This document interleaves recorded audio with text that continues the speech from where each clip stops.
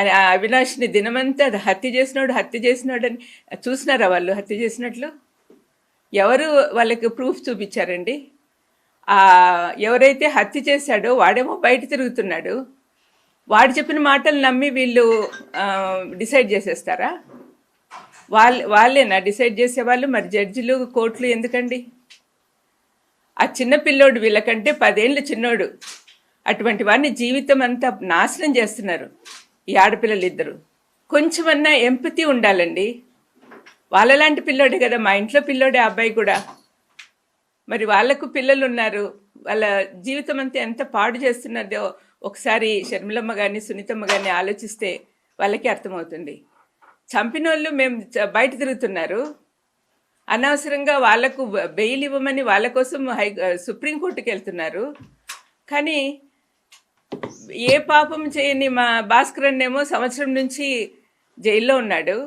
అవినాష్కేమో bail రద్దు చేయాలని వీళ్ళు తిరుగుతున్నారు. ఇదేం న్యాయం అండి? వింటున్న మీరన్నా చెప్పండి. మేము ఆధారాలు లేకుండా మాట్లాడటం లేదు. విమలమ్మ గారు మా మేనత్తే.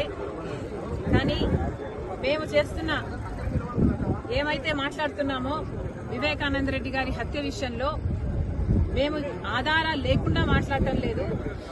ఏమైతే సిబిఐ చెప్తుందో అవే ఆధారాలు ఉన్నాయి అని మేము మాత్రమే ఎత్తి చూపుతున్నాము. ఆధారాలు ఉన్నాయి కాబట్టే మాకు తెలిసింది ఫలాని వాళ్ళు హత్య చేపించారు అని మాకు తెలిసింది కాబట్టే మేము మాట్లాడుతున్నాము. మళ్ళీ అన్యాయం జరగకూడదు, మళ్ళీ హంతకులు చట్టసభలకు వెళ్లకూడదు, ఈ హత్య రాజకీయాలు ఆగాలి అని మేమిద్దరం అక్కా చెల్లెలం ఈరోజు కొట్లాడటం జరుగుతుంది. విమలమ్మ గారి కొడుకుకి జగన్మోహన్ రెడ్డి గారు వర్క్స్ ఇవ్వడం జరిగింది, ఆర్థికంగా వాళ్ళు బలపడడం జరిగింది కాబట్టే ఈరోజు విమలమ్మ గారు ఆ విషయాన్ని గుర్తుపెట్టుకున్నారు. కానీ చనిపోయింది సొంత అన్నని వివేకానంద రెడ్డి గారు తనకు ఎంత చేశారో అన్న విషయము విమలమ్మ గారు మర్చిపోయినట్టున్నారు.